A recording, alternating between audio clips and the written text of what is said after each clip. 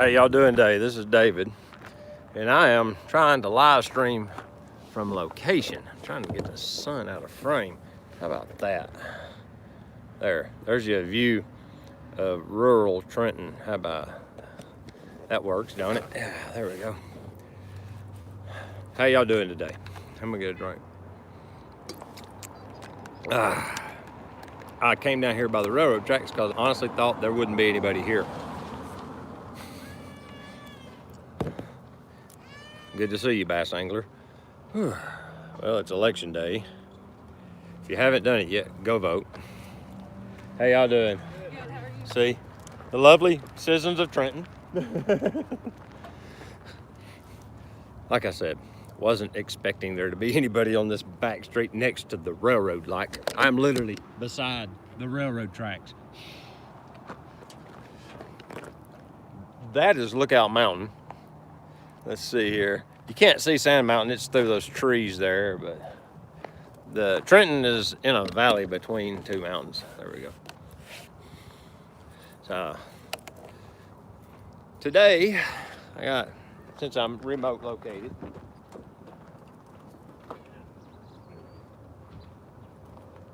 well, that's awesome. I have this.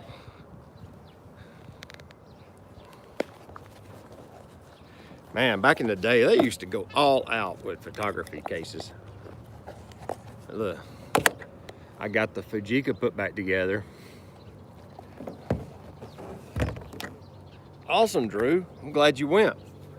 If y'all haven't went to vote yet, ride my stream while you drive over to the polling place, and if you have to stand in line, you can still stream. I don't think they allow cell phone usage inside the polling area because I don't think they want people taking pictures in there or something. But yeah, y'all go get your vote cast. See, I cheated. I went last week. In Georgia, you can do what they call early voting. It's like a month before the polls officially open. They have one room down at the county commission office that they set up with just a few voting machines in it. And I happened to be down there getting a license plate for a shop truck. And I looked over there and there wasn't hardly anybody in there. So I just walked right on in, sat down and got it done and went on about my way. So I've been done with mine for about a week now, but yeah, the night's gonna be interesting. The polls close in Eastern time in about 2 hours. So the whole East Coast will start reporting their numbers, because they use automated counting equipment for the most part. They've took measures, this is interesting, they've took measures to reduce voter fraud. You know how they was worried last election cycle because here in Georgia they have this, hey Mike, thank you for stopping by. They have this touch screen, like a giant iPad that you vote on. And they give you a little credit card with a chip in it. And you plug that credit card in, then you do your voting and it saved it to that card. And then at the end of the night, I guess they just download all them cards and that's how they count them. Well, supposedly someone showed them that you could hack that system pretty easily and you could get in there and tamper with the numbers. So now you've got the giant iPad, you've got the credit card, and there's a printer sitting right beside it. So when you get done, when you cast your vote, it literally dumps it to the printer and the printer prints it out on paper. So you have a full sheet of paper with your ballot stuff like printed out on it, so it shows what you did. Then you take that over to a counting machine by the door, and you turn in a little credit card. You run that paper ballot basically through that counting machine, then it dumps it into a storage bin that's locked to it so that no one can get in there and get to those paper ballots. So I guess that's their recount system. That way it counts the paper, what's printed on it, stores it in that one machine, and then dumps all of those paper ballots into the storage bin underneath for, I guess, for recount purposes or validation or whatever. But now, I liked how they actually took a measure to reduce it a little bit. I'm sure there's a way to still cheat the system. People, as long as there's been systems, there's been ways, people will think of ways to cheat them. It's just human nature, I guess, because it always seems to happen. But yeah, if you haven't done it yet, and you're an American, because you know this don't apply to all of my subscribers and viewers from the rest of the globe. They like to watch, I guess, but some of them do. Some of y'all probably just don't care. But I thought it was kind of interesting about the voting machine and how they took that extra security measure. Let's see. Done voted for the Trump. Oh, you guys and your Trump train. But I got the Fujica light seals in. Get back on camera stuff for just a minute. I got the lens cleaned. It's a 5-element lens because I took it completely apart. It has 2 spots in it where it doesn't have Phillips screws, and it has little rings with 2 tiny little spanner pin holes in it. So how I done that was I got somebody in the shop to help hold it, and I literally just put 2 little real keen tip screwdriver. Hey Phil, thank you for stopping by. Are you still at work? Or are you at the pole? I don't know. But I took those, I think they were actually iPhone working, yeah. Won't they let you go off or get off work to go vote? Surely, dude, that's kind of messed up that they work you all the way. Oh, okay. Good. I'm about to say, man, that's kind of jacked up if they won't let you go vote. I mean, I even shut down the shop early so our guys could go. But I'm glad you got to go.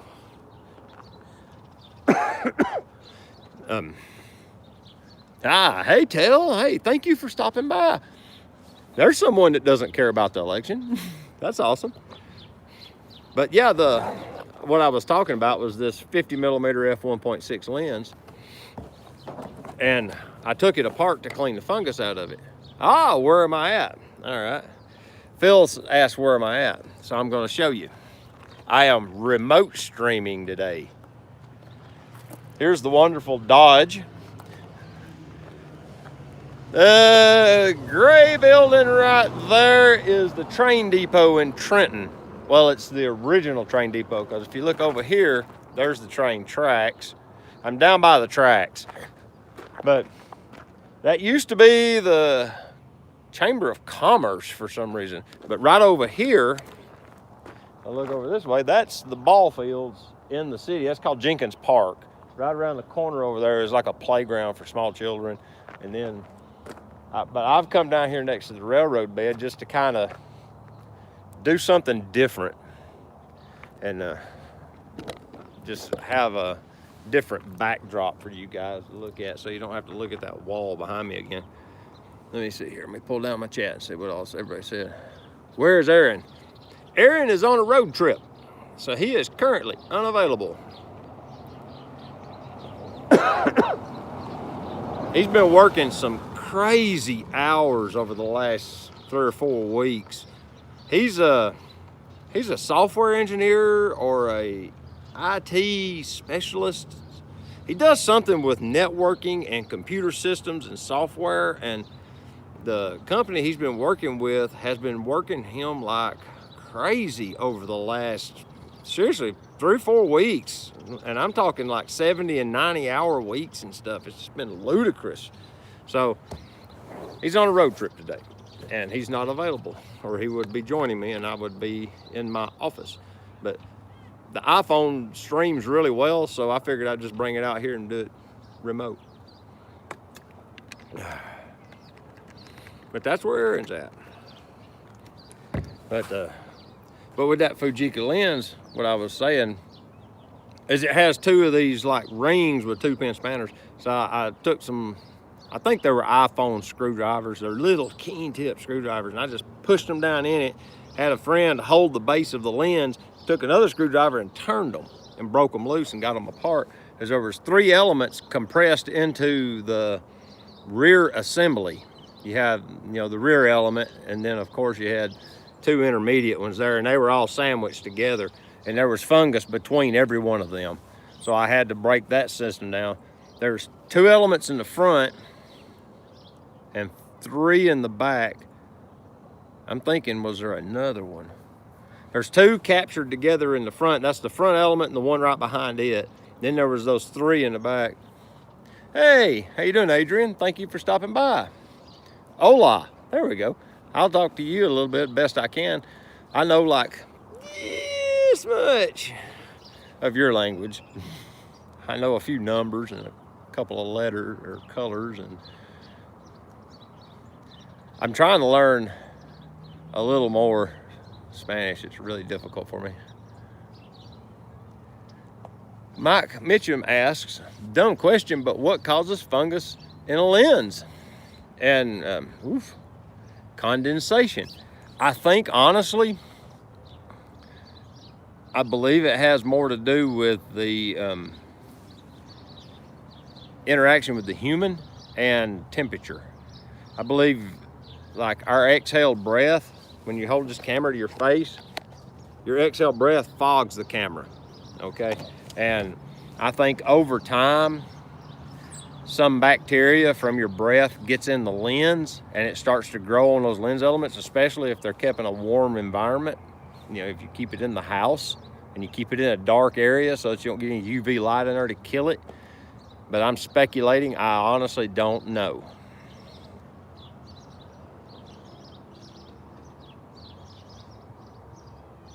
$51.50. Other than, I'm pretty sure 0 is not Spanish for 0.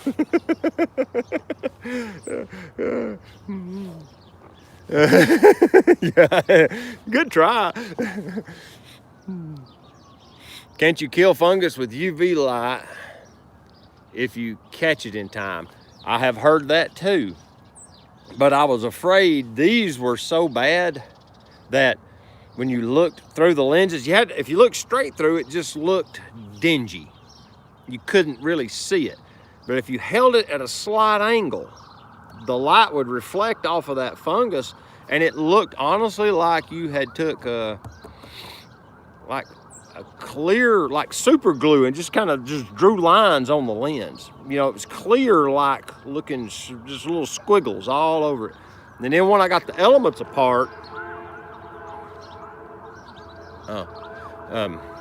when I got the elements apart and you held them up to the light, they looked like the classic spider web that someone pointed out in the video from the other day.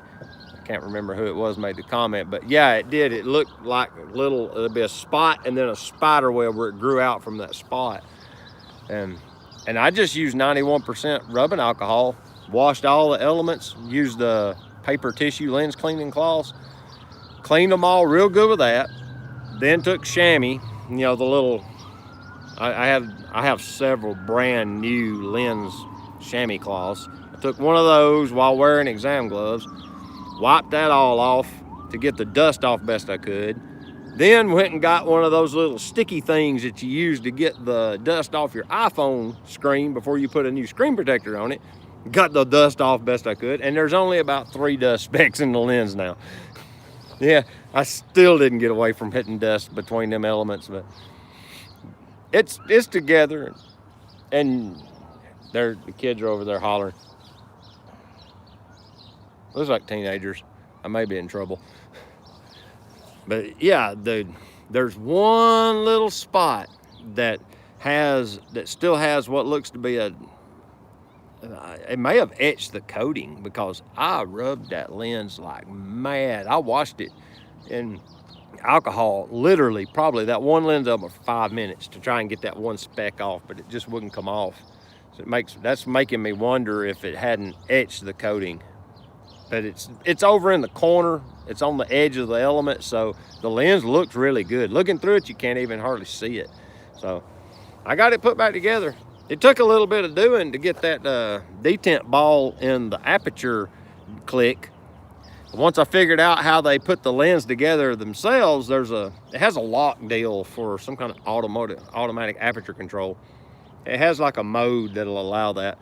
And when you push that button down, you can see it lines up with the step in the ring. And I finally figured out that's where they put it. Let me see, I'm getting comments. I gotta slow down and go back and read them. 51.50. Bass anglers, yes, it's too far gone. And then they have to be cleaned, yeah, okay. They're coming to get you. You can hear the siren. Yeah, they were down there. The high school's just over a hill right behind the camera. You can't see it because of this little hill, but there's a little rise, and just on the other side of it is Highway 136 going that way to go up Lookout and over to Lafayette, Georgia. And right off of it, I can see the lights for the football stadium on over the top of the trees there. Sound like there's over there possibly doing like traffic or something, because I think the high school is one of the polling places. They might have had a car wreck over there. I don't know. Traffic's going down 136. I can see them. I don't know. Let's see. Hello on the ground. That's bass angler for you. Let's see. How did you get everything lined up correctly? Fortunately, the lens is super simple.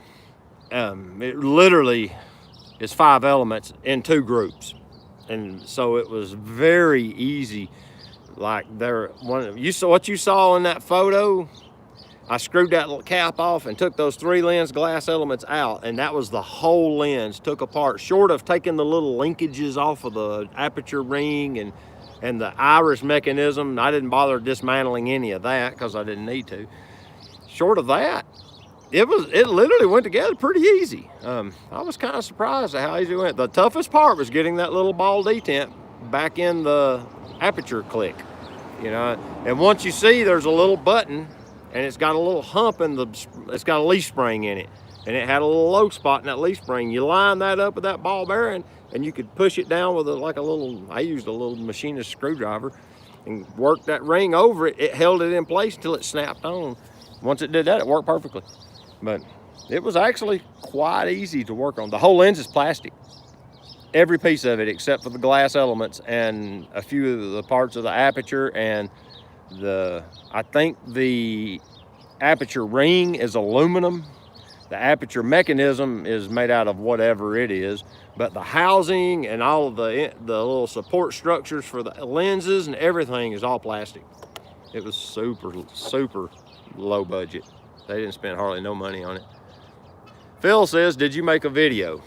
No, I didn't this time. I wasn't really interested in trying to set up camera angles to capture it. I honestly thought it was gonna go a lot faster and it was gonna be a lot simpler. I thought I was gonna pull that rear plate off and I was just gonna wash out one lens element and put it back on, so I just didn't bother. And once I got started, I got so wrapped up in it, I just did it. And I took that one photo. And I should have videoed it. Next time I will. I watched your entire Helio 44M disassembly. I'm sorry.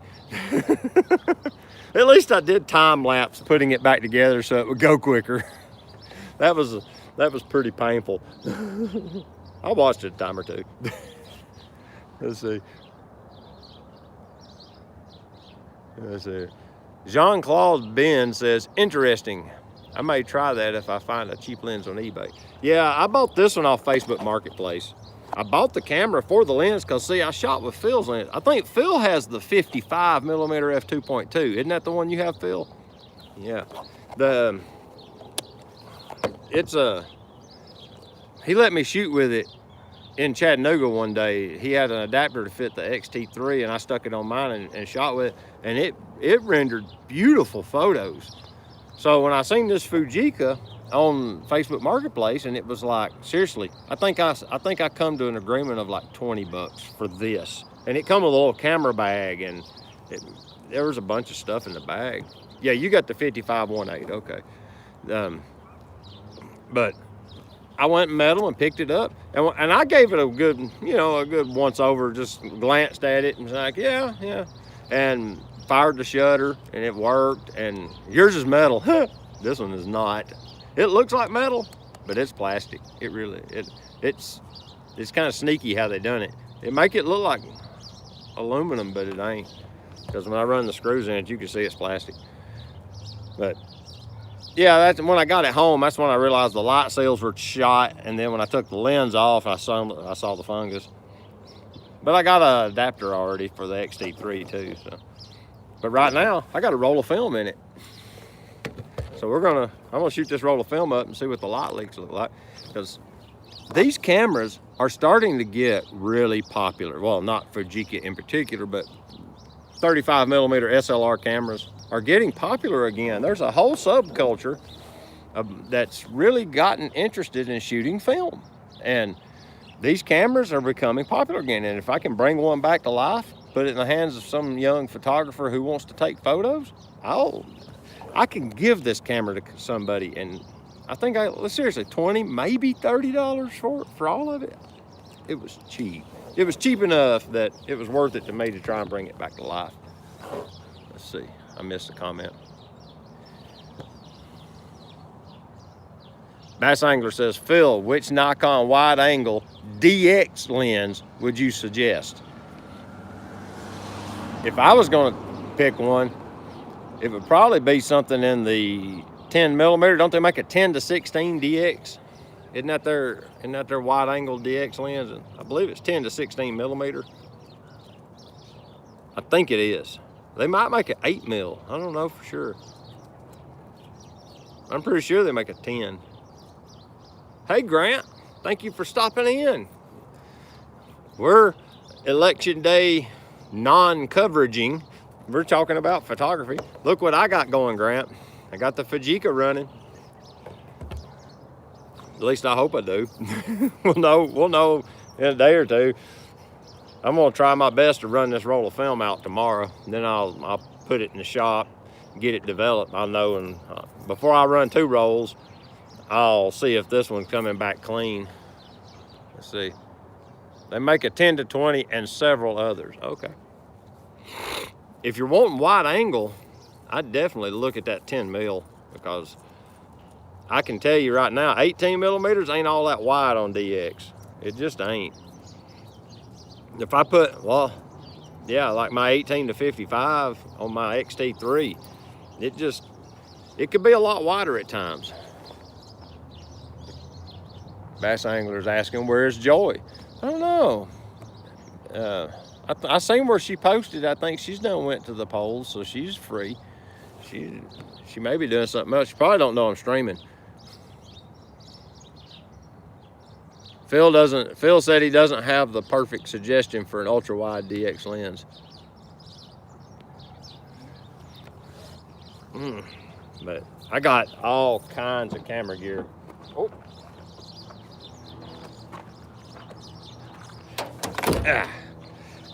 That camera bag needs, hey, how many of y'all know it? Have y'all, let's see here. I'll get close enough to get it to focus. Huh, it won't focus on it. Let me move it to the middle. Yeah, 256 megabytes. 1/4 of 1 gig. This has the XT3 firmware 4.0 update on it. I'm going tonight to use this MacBook Pro that's in the cab of the truck, and I'm gonna update the firmware on my camera with it. I'm gonna move the file off of this card onto that computer, format the card, move the file back, and then do the update. I was gonna do it through the phone app, but I haven't updated the phone app in a long time, so rather than deal with all that, I'm just gonna do it with the memory card style. Let's see, what's it? Oh. Yeah, that's no problem. I'm just reading the comments as they come through.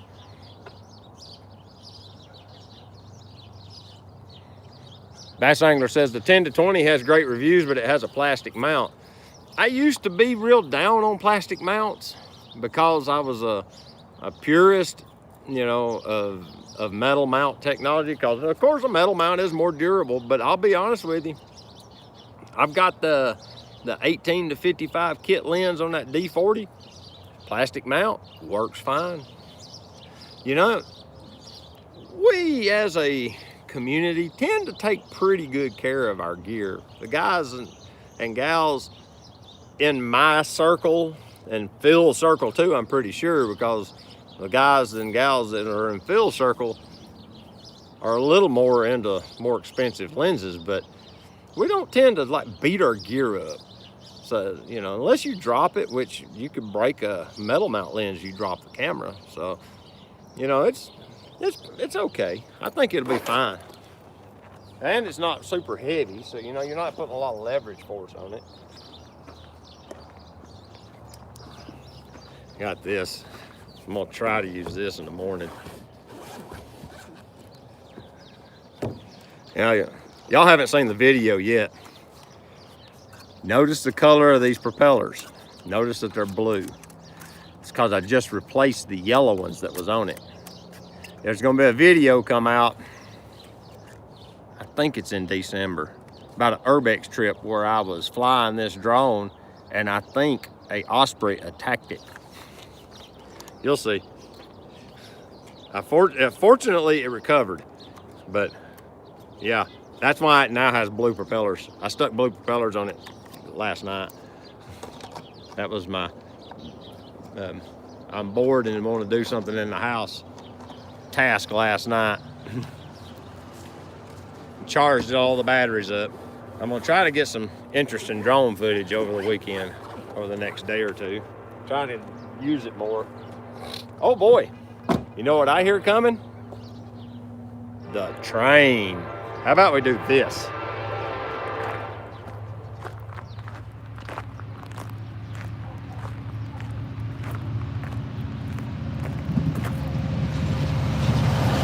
Look at that.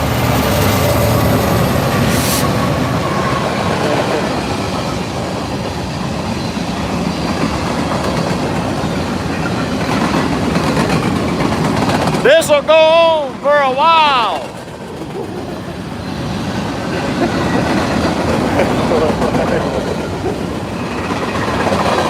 Yeah.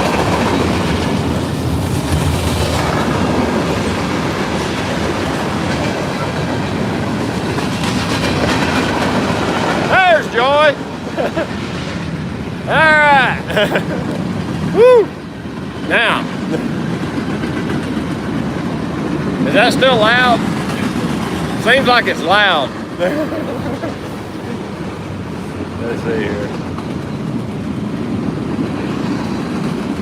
Ray says I beat mine up.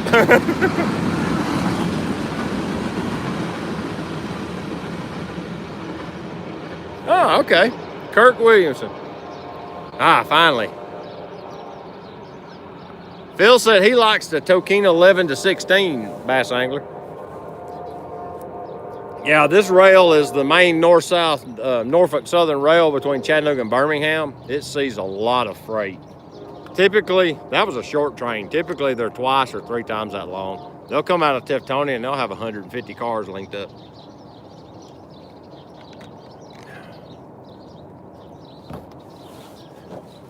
Drew said, just don't try to race the train. They always win. Yeah. Fortunately, I don't have to cross the rail to get to Chattanooga. Highway 11 stays on the west side of the rail all the way to Tiftonia, and then you can drive under it on Cummins Highway. So, yeah, I don't have to race a train, fortunately. Let's see here. What else we got coming up here? Bass Angler was just asking about it. Howdy, Mike. Several thousand tons rolling by. Hey, Ray. All right, Ray, I got to point out something. You're not the average person. You do your own thing. So, you know, you also get the shot. I've noticed that with your photography. It normally is, it's like Phil wading out into the lake to get the photos earlier, or what, a couple weeks ago in that video that he put out. You know, it takes a little something extra to motivate you to be willing to do that to get the photo. And you have it. I've seen your Chattanooga Football Club photos, dude. They're epic. And so, yeah, you don't seem to suffer from using your equipment hard. It works out for you. I feel like I just drank some of this. Insanity.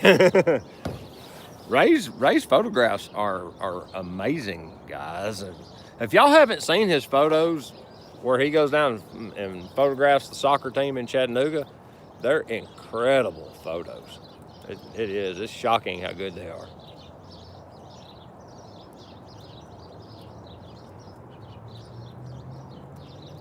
All right, Joy's talking to you, Phil, about she linked up with somebody this evening that was special to her. I'm not sure the story behind that, but that's probably between them, and I have no idea what that's going on about. But yeah,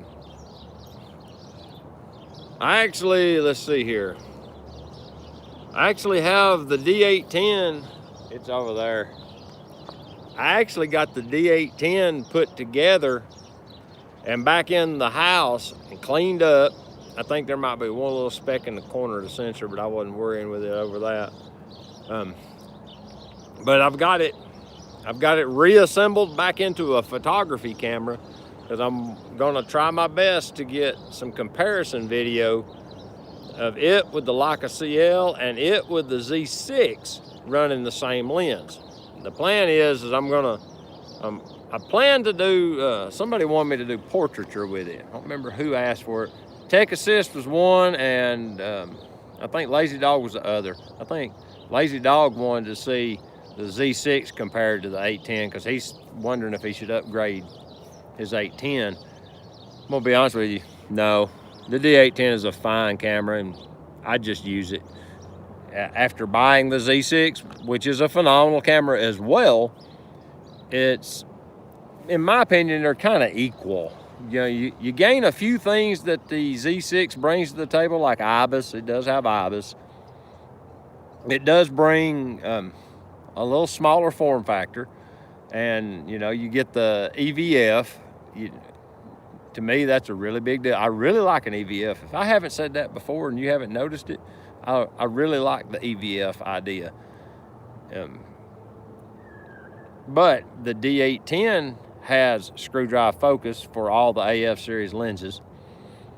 It has a really bright viewfinder, one of the best in the industry. It's 36 megapixel instead of 24, so it has better resolution. It has some of the best autofocus there is, short of a D500. It's a stellar machine. So, you know, if you're wondering if you should get the Z6 because it's newer, I don't think so. I really think your D810 will serve you just fine. It's like Phil has a D800. I don't remember if it's the E or if it's the regular D800. Yeah, it has a tilt screen, and for landscape, that is really handy. I will go there. I like that because you don't have to bend over and try to look at that little tiny screen on the back of the D810. You know, normally what I wind up doing is taking a knee. I'll get down on one knee so I can compose with my D810 when I do landscape with it, because that's the only way I can see the screen. Or look through the viewfinder. I'll do that too. But now, or raise the camera up to eye level, you know, or get it up a lot higher on the tripod. But that flip out screen is nice. But you know, the D850 brought that to the table. I think it has a flip out screen too. And I think the D500, doesn't it? Don't the D500 have a tilt screen as well?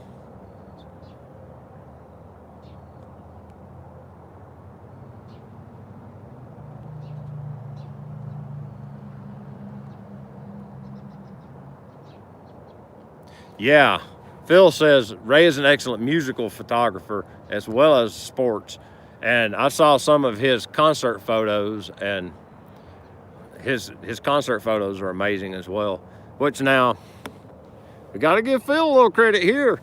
Phil can take some good musician photos. I've seen some of your pictures of musicians, dude, and yeah, you hold your own. So yeah, the D500 does have a tilt screen. So yeah.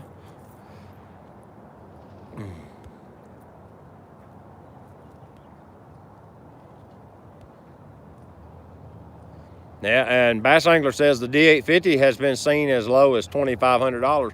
You realize that's $500 less than I paid for my D810? Because I bought my D810 when it was new, when it was the latest and greatest camera. And that camera, let me see here, get my position a little better here. There we go. That D810, when it came out, was $29, like $70. It was nearly $3,000, And I throwed that money at that camera and never looked back. I still have it. I mean, I probably don't have 100,000 shutter clicks on it, sadly. Probably got 50 or 60, but you know, so it's still in wonderful condition as far as that goes. But the D500 or the D850 is so much more camera, and it's $500 less now. They're trying to get rid of them things. And it wouldn't surprise me if you didn't see a deeper discount come Thanksgiving. It wouldn't surprise me if you didn't see D850s for $2,100 on Thanksgiving weekend, or $2,000, because of them because you know they're trying to get rid of them. If they're trying to launch the Z8 and the Z9 and all that other hot rod stuff, they're going to want them D850s gone. And especially, so, you know, there's speculation that there's going to be a D860 or a D870 maybe.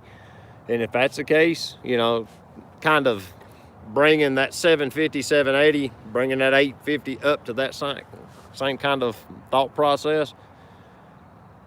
I don't know that they will, but now the D850's been a good seller for them, and they've moved a lot of those cameras and they've made a lot of money off of them. So it's entirely plausible that they'll bring that DSLR out with an update like they did the 750. I mean, it's possible.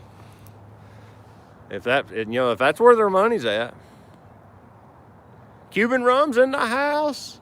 Let's see, let me back up a little bit and catch up with everything. Yes.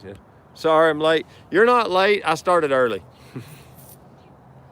Phil says that's less than he paid for his D800. D800's a fine camera. I'll be honest with you. I almost bought one of those. But then they made the D810 announcement. I waited about, a month for them to actually be in stores. I bought mine. Where did I get mine from? I think I bought it literally from Best Buy.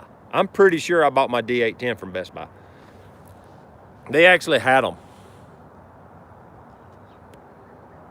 Bass Angler says, I'm tempted to buy one, but I would have to put it in DX mode all the time. And since the pixel pitch is the same as the D500, I really wouldn't be gaining anything. Honestly, I think you would be better served with another D500 as a backup because of what you shoot.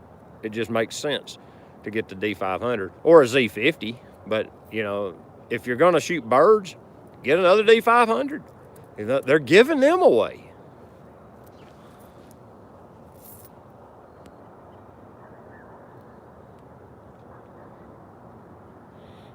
Ray Soldano says, I'm waiting.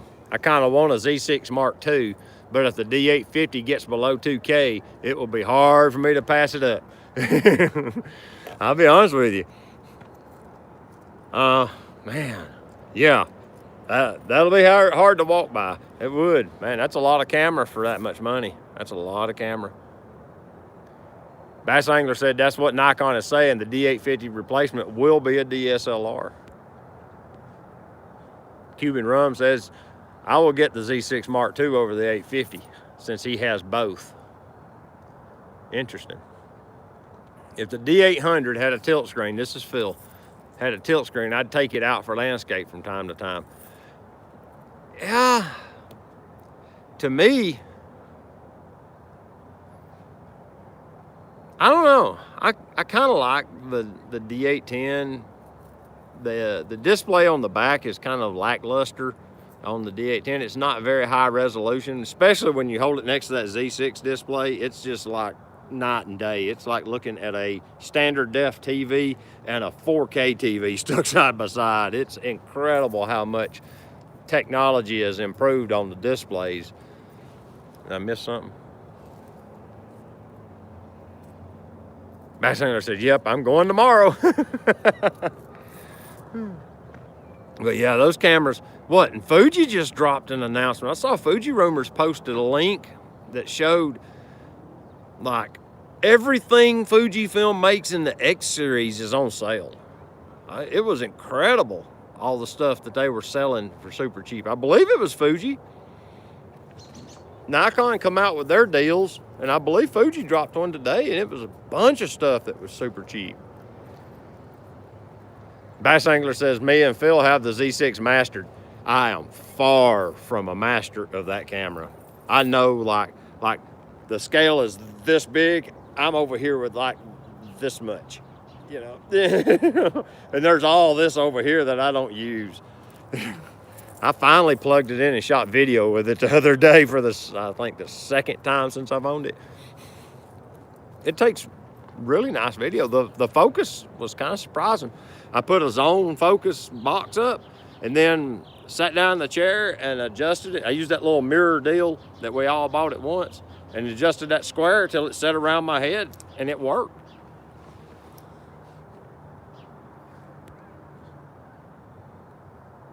It was Fuji. Cuban Rum said it was Fuji. Ray said he just checked his D850 and it's got 148,000 shutter actuations. Wow. Man, you're getting the use out of that monster. Which they said what? That the shutter on that one is good for what, 500,000? Because my D810 has a 300,000 actuation life, I think is what they tested. Yeah, Bass Angler says don't be modest. Whatever, dude. I just use very little bitty tiny bits of what's going on in those cameras. People talk about adjusting all of these settings internally, and I don't even know where they are. Mike Mitchell says, yep, Fuji has the deals going. Said the sales are so bad that everyone will have holiday sales. Well, I think what they're doing is they're rushing the Christmas season up. For real? Y'all hear that train? I think there's a second freight train headed to Birmingham coming down this rail now. Which, they're what, about 30 minutes between them? Wow.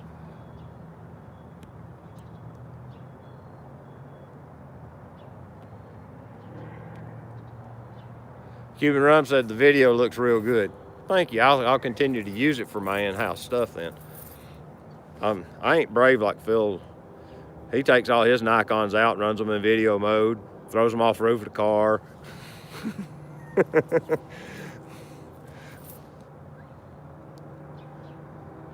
Bass Angler says 300,000 on D850. $500. Phil says $500 off the Fuji 1 to 400. Wow. Shoot, that's approaching used lens prices for a new lens. That makes me wonder if they're about to come out with a Gen 2 version of that lens for them to sell it that cheap. Because you know they're selling product. They're selling gear. People are loving it. People love Fuji gear. They got to be moving equipment. Drew Mitchell says, don't talk about Fuji having any more deals. I don't need any more to spend any more money right now is what he's saying. That is another train. Wow.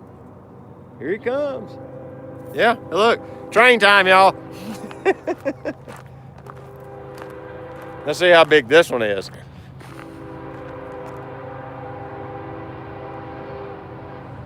Hey, look, I can get some elevation. There's a pile of asphalt that's been dumped on the ground here like a genius. That was the dumbest thing I've ever seen. Here he comes.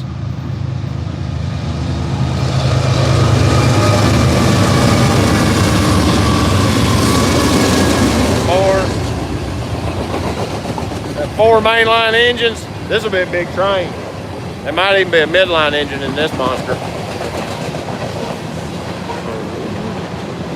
But look at this. Who would have ever thought to dump a half a dump truck load of asphalt and just drive off? That was brilliant.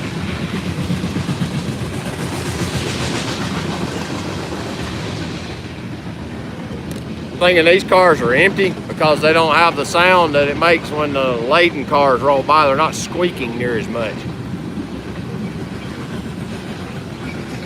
That's right. Bass Angler makes the electric motors for the engines. He works. I think he works for the GE motor plant. Big Mace MD. Howdy, Mr. Georgia. Greetings from Scotland. Wow, thank you for checking in from Scotland. Dude, what time is it there? 9 o'clock? 10 o'clock? No, it's got to be 11 there. No, wait a minute. Y'all don't do daylight savings time. So, Baldor. I'm sorry, Bass Angler. I said those horrible things What? So it's 11, okay. Yeah, it's 10 minutes till 6 here. Whew. Finally, the train's gone. Let's see how long till another one rolls by. 10 till 6, okay. Let me back up. There's a bunch of comments went by. I got to catch up. Don't talk about the deals. Well, you don't have to know all the controls. Most are gimmicks. You just need the ones you need to make the photo. That's what Bass Angler said. And he's right. I mean, if you do a certain kind of photography, once you get the camera dialed in to do the photography you do, you don't need to menu dive routinely. Most of them are set for getting functions anyway. But yeah, that's true. That really is true. Grant Govero says, would anyone else be interested in a film photography video? Ooh. I'll probably end up doing one or two because I got this little Fujica and I've got the X700 running. I got another X700, but it needs light seals, and I don't know if I'm really in the mood to do all that again. That was a lot of work. I done it wrong twice, and then I realized how to do it right because I do like to watch a bunch of film street photographers because I like watching street photography videos, and a lot of them are shot on, a lot of guys like to shoot the Leicas, like the M4 and the M6 film cameras, which are still expensive, mind you, but they're a lot cheaper than the Leica digitals. But that's kind of the holy grail of most film photographers.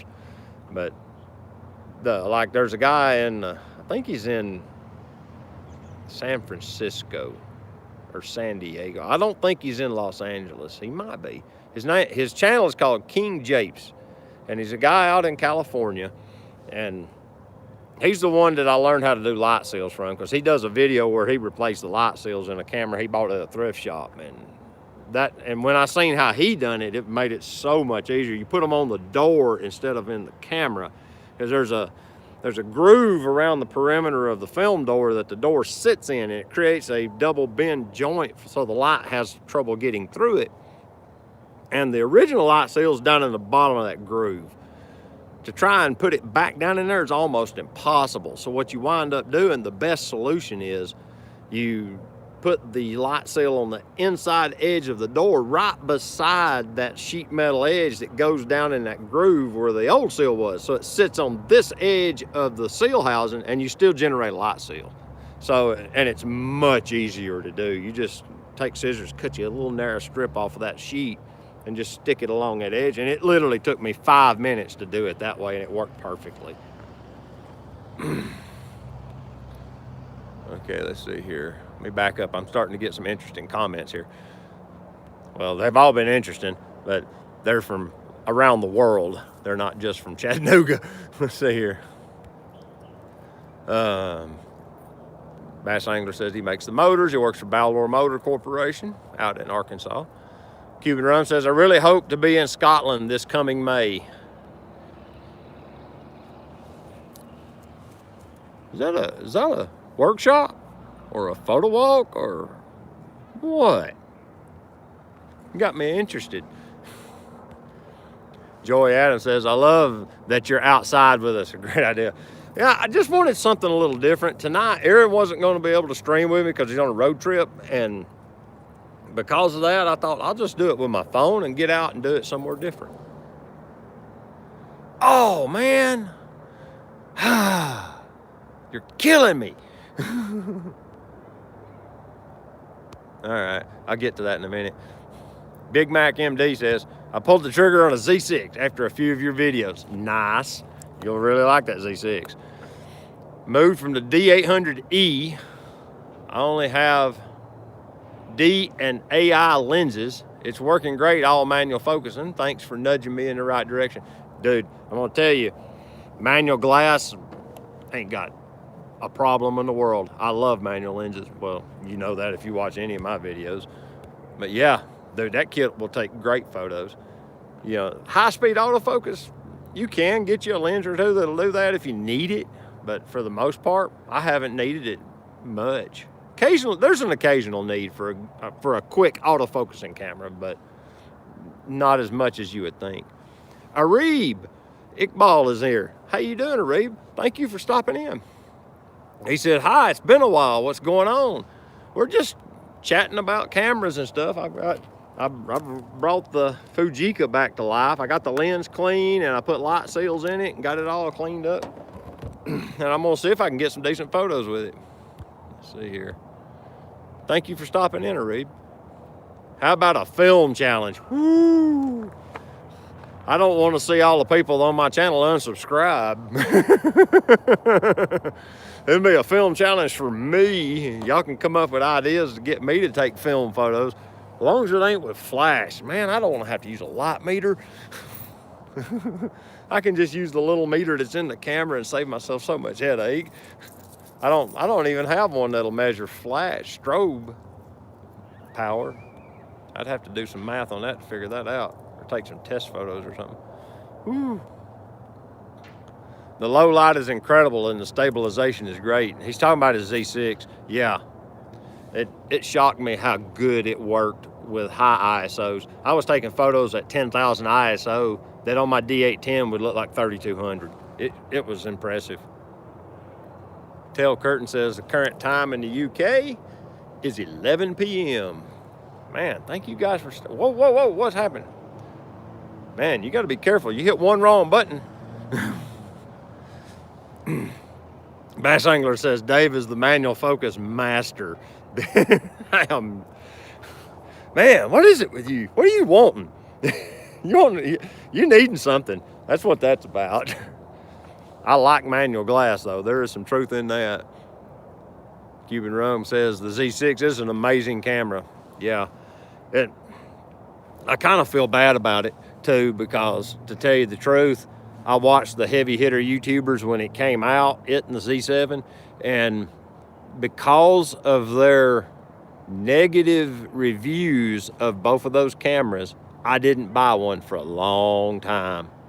And I felt like it was disingenuous of them. That's one of the reasons I've been so hard on that here lately, is because I saw firsthand with my Z6 how good it works. After I saw Phil's, because I saw Phil's, no, I don't remember if I saw his before I bought mine. I think it was after. I think we didn't link up till after I got my Z6. I'm pretty sure, because on the first outing, we both took our Z6s. Yeah, but I bought it for Christmas, and it was because people were doing long-term reviews, and they were giving it high marks. And then, of course, Monochrome Memoirs, that boy, he railed on how they gave it bad marks and how he's had, he's a working professional wedding photographer, and he was getting amazing photos with Z6s. So I bought one because they were on sale at Christmas. That's when I got it, because I remember using it at Christmas last year. Yeah, and ever since it's been a different system. It's incredible how good it works. It just is. There's a lot going on here. I got to slow down. I got to quit talking so much. So I get. Cuban Rum says, I'm also going to Utah for a conference in April. I think I looked that up. That was a pretty cool idea. Glasgow to Skye. Woo! Where in Scotland? Glasgow to Skye. Okay. The 56 1.2 sale is over. They've already quit. They must have sold all the inventory they had on it then. Wow. Big Mac said, hated paying for that XQD. See, I got a deal with mine. When Adorama put the price of it on sale, it came with the 24-70 f4, the FTZ adapter, the camera, and they threw in a 32 gig XQD card, and it was all of that for like $2,150 or $2,100. After sales tax and stuff, it added up to almost $2,200 for all of it. But dude, the XQD card is what, 150 bucks? I was like, okay, I'm into that. And it's worked great ever since. Cuban Rum said there's a light meter app for phones. Yeah, I have one, but I didn't know it would do strobe metering. You got to have a certain one to meter flash strobes so you can see how much light you're actually putting out with your strobe. Peter Nagy's in the house. How you doing, Peter? Thank you for stopping by. Okay, let me catch up. Drew Mitchell says, manual lenses pretty much live on my Fuji X Pro 2. Last week was the first time since April that I used an autofocus lens on that camera. Months and months and months. Interesting. Arib says he's got a... Oh, here, I'll show you.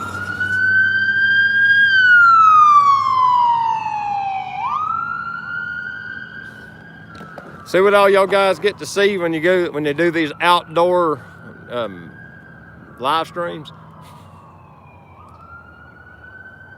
See, Arib says he's got an N75 and took 2 rolls of film last week. They turned out pretty well. He's definitely going to try it again. Nice! I'm glad to hear that. Because a lot of times these old cameras, the felt light seals around the door and where the mirror dampener is, the mirror moves up against the ground glass or the Frenzel looking little lens thing, and there's some seals right in there as well, and those will get crumbly and fail, and you'll start getting light leaks, and you'll see it on your images. It'll be flare around the perimeter of the images usually. Let's see here. Grant Govro asked me, what is your most often used focal length? Almost exclusively 50 to 58 millimeter on a DX camera. It's just my favorite for whatever reason. I end up going back to that all the time. If I'm shooting landscape, I try to get my 20 millimeter Nikon lens out. I got a 20 millimeter f2.8 AFD, and I use it on my D810 and the Z6 the other day. I used it on it, and it worked pretty well. It just manual focus, but you know, if you stop down to f8 or f11, pretty much everything from like 3 feet to infinity is in focus anyway, so you can't miss focus with it. And then Cuban Rum says, yet you don't use your 85 1.8S. And that is true, and I don't understand why. I do a lot of times get the 24 to 70, and like the 24 to 70 is on it now. But I just don't use that lens. I bought it because of that. That's exactly why I bought it. It was because I thought, well, you know, 75 to 85 on the DX, that's the same here. I guess I just need to get it out and put it on the camera and run it for a month. And that way because I just don't put it on camera. I used it back when I first bought it, back last winter. I used it some. I did a video or 2 with it, and it took beautiful photos.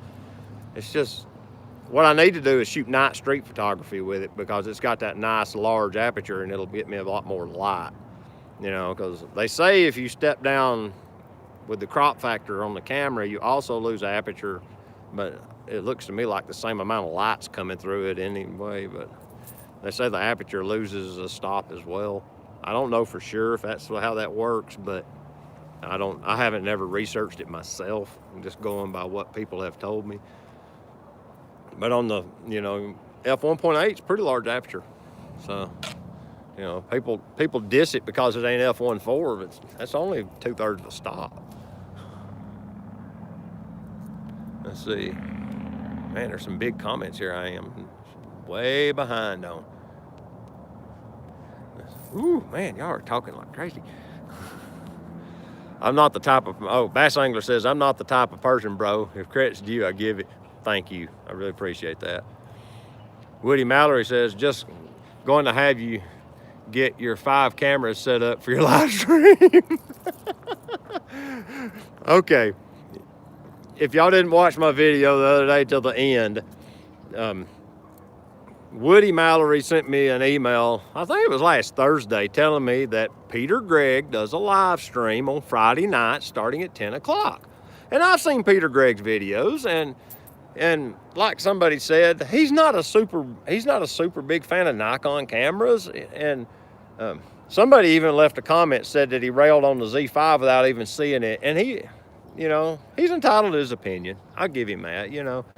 But Woody said, you got to check into the stream. You just got to see it. So I did. On Friday night at 10, he goes live, and it is the exact opposite of his videos. If you've never seen a Peter Gregg live stream, you're missing out. It's incredible. The guy is like a machine. Some of those streams, if you look on that, he's got a channel just for it. It's called Peter Gregg Live. And when you look at the videos that, you know, the streams he's uploaded to it, some of them are 6 hours long. How do you go for 6 straight hours? That was incredible. But that's what he's referring to. And the stream is hilarious. It is. He sings Christmas carols and inserts like language and like comments into the carol, and it's hilarious. Let's see. There's some chit chat. Cuban Rum says, I don't think it does strobe. I also have a real light meter. Yeah, right. I don't have one of the good ones like a Seaconics that does the incident and what's the spot? I don't remember. There's 2 different versions of light metering, and then, you know, it'll read strobage and all that. Ray says, I'm struggling shooting a full soccer day with the D850 and a 120 gigabyte XQD card. I have to carry a second one because I keep running out of space. Good grief. Dude, that's a lot of files. How many hundreds of photos does it take to fill up a 120 gig card? Man, that's got to be way over 1,000 photos. Big Mac MD says, I had to look up Chattanooga on Google Maps recently. Wasn't following why you were the Georgia photographer and always in Tennessee. Always all makes sense when you use the state line. Right, yeah, because I'm literally like, right now I'm like 19 miles from Tennessee. Yeah. Peter Nagy says, my old D700 and my D2XS, or D2Xs, still works fine, but the body cover rubber is peeling off and swollen. Aftermarket rubber parts are worse than the old originals. Yeah, the rubber swole up on the door of my D810, and I had to, dadgummit, and I just pulled it off the door. I tried to glue it back on a time or two and tried to trim it to where it would fit with an X-Acto knife, and I finally just gave up and pulled it off. It looks fine without it. Tell Curtin says, most reviewers only have the camera a few weeks at most. Therefore, they don't give themselves time to use it. Therefore, it's negative for most. Yes, and he's right. They don't learn how to use the camera. They just want it to do the thinking for them, is what I keep seeing. So I finally just throw the towel in on that mess. Let's see, what time is it? Okay. I've got to make sure. Oh, wait a minute. Okay. Lemony Speak. That's a pretty good title, dude. I'm shooting infrared with a Nikon 105 f2.5, a Helios 44-2, and a toy Hoga lens for funsies. Dude, that's an eclectic mix of glass. That's pretty cool. I have never used a Hoga lens. I've never used a Hoga camera at all. Cuban Rum says you get the same amount of light. It is the depth of field that changes. Okay, yeah. Big Mac says he started with a DSLR quite a few years ago on a D50 and a 51.8D. Over the years, that lens was by far the most used for him. Found it to be a bit of when I got an FX. Bit off. Okay, yeah. Found it to not be exactly focusing right when he moved to FX. Interesting. Mayor Vakrin. Nice to have you stop by. Appreciate you writing in. Peter is amazing is what he says. It's a pretty cool video or live stream. I got to give him credit. Peter uses a Z6 for his main camera. That's what Woody says. That's kind of ironic. Big Mac says, I'm using a Voigtlander 58F14 a lot these days. I've been looking at that Voigtlander glass a little bit here lately too, just to tell you the truth. That Voigtlander knocked on 50 mil, kind of cool looking lens, just to tell you the truth. I have a certain camera I would like to put one of them on. I'd like to have another stop of light on that camera at times. Bass Angler says, something special happens when you watch a Peter Gregg video. What is it? How does he say that? Something about human. That's 1,000 photos, what Ray Soldano said. 1,000 photos will fill up a 120 gigabyte XQD card on a D850. Wow. That's a lot of pictures, dude. Phil says it's darker here in Cleveland than it looks like it is there in Trenton. Well, that is the setting sun behind me. I mean, if I spin the camera around, the ISO is got to be about 43,000 on this. This is an iPhone 10 or an X at this point. University. Oh, okay. Nice. It's dark in Ottawa too. But yeah, there's a lot, like the ball fields are literally, see the ball fields, they're all right there, yeah, you get it. They're all lit up like daytime, and I'm getting a little spill light from that too. Plus, I can see it pumping the ISO. Yeah, it's starting to get a little grainy. You can look at my thumb and see it. I gotta pull the comments back in.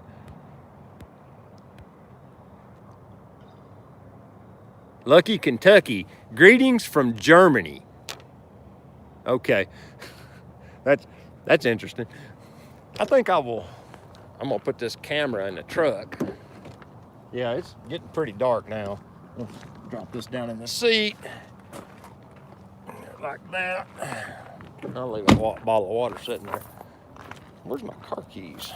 I leave them in the switch? That would be foolish. Nope, I must be oh, I feel them in my other pocket now. Yeah, they're right there. Okay, let me just do this. I'm gonna walk over here where I have some more light for this camera to work with. Ah, look at that. Suddenly there's some more lumens. That should help a lot.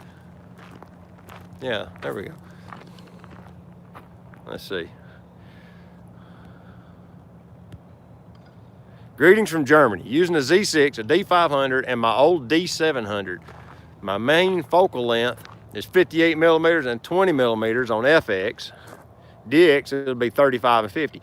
And that seems to be a pretty good, like, general combination lens setup.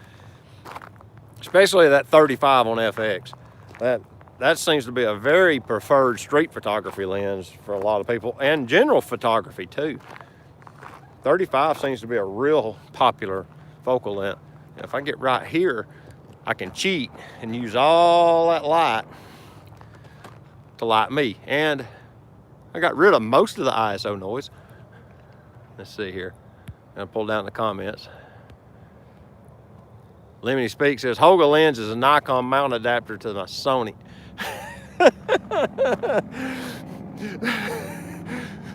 So it's like a who's who of camera names to get out to the front of the lens. That's pretty cool, actually.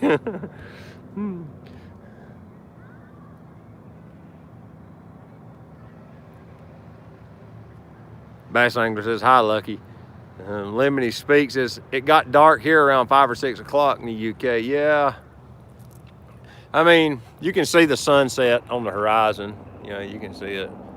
It's still lighting up some, but the ball field lights are giving me some good lighting now. If I do this, yeah, there it is. Ray Soldano says David needs a ring light phone mount like all the kids have for TikTok. I don't even look at TikToks. Just move over here a little more. I got some pretty good lighting here. It's not bad. That's another train. That's the third one since I've been streaming. Wow, that's pretty impressive. I didn't realize they came through so regular. Peter Nagy says it's not dark in Knoxville.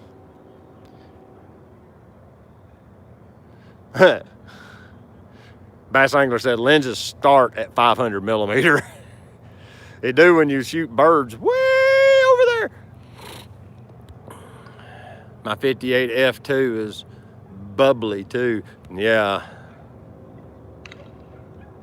Peter Nagy says his first SLR camera was a Russian Zenit with a 58 millimeter F2. The glasses have more bubble than my wife's bubble bath. Big Mac says, sorry, I meant the 50 millimeter and FX just was weird for me as I was used to the crop sensor. I like the 58. Oh yeah. Once you get used to a certain focal length on crop sensor, it's hard to get that wider field of view. That's true. Let's see.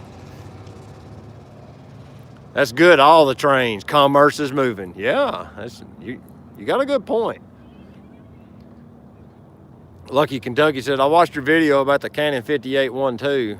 It's got that the 80s vibe. 58 is really magic. Yeah, it is. That lens, I sold quite a few lenses to KEH back a couple of months ago, and I deliberately set that one aside. I like that lens. Just something about that lens, I really liked it. It's heavy as crap. Man, it's heavy, but I liked it. I liked it a lot. Mike Mitchell says it's dark in Jonesboro, Georgia. Wow, it's interesting. I think I've actually got to the... Nope. Joy says, good point, bass angler. Hey, I'll tell you, I saw my first bald eagle in the wild on Sand Mountain the other day.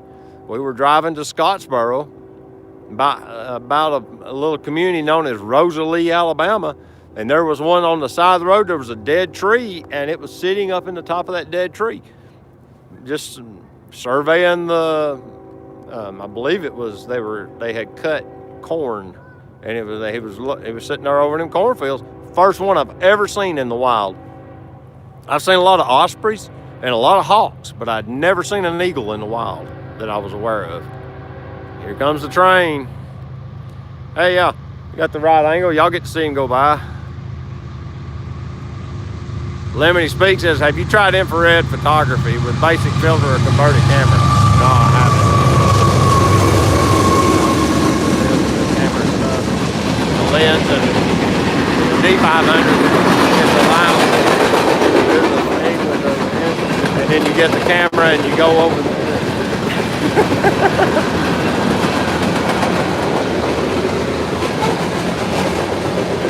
They're moving some freight tonight. There.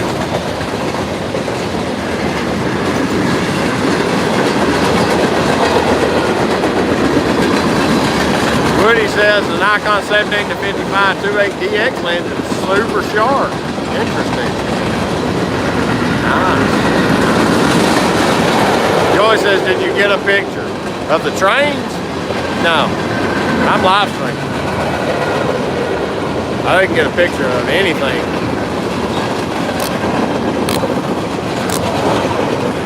Got a little bit of length there.